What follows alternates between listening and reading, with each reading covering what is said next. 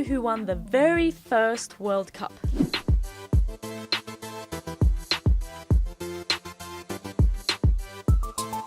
The 22nd World Cup is taking place in Qatar. Football may be the most popular sport today, but the largest sporting event in the world didn't exist a century ago.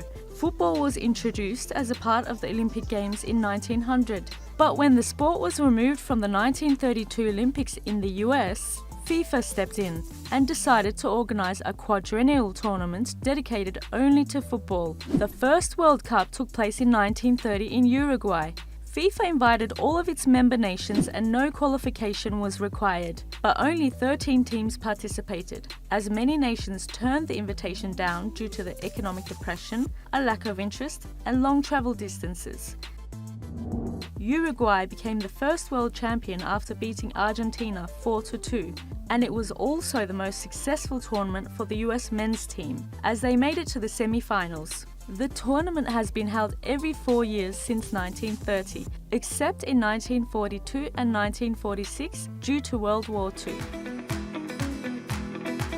When the World Cup resumed in 1950, it started to reach a larger global audience since it started being broadcast on TV in 1954. The tournament has only gained popularity since and has propelled a lot of footballers to become global stars, like Pelé. In 1958, Brazilian football star Pelé, whose original name is Edson Arantes do Nascimento, showcased his art on the world stage. He became the youngest scorer at a World Cup, after scoring the winning goal against Wales in the quarter-finals at the age of 17. He played a vital role in helping Brazil win their first of a record 5 World Cup championships. And Maradona, the Argentine football star, is regarded as one of the greatest players in the history of football.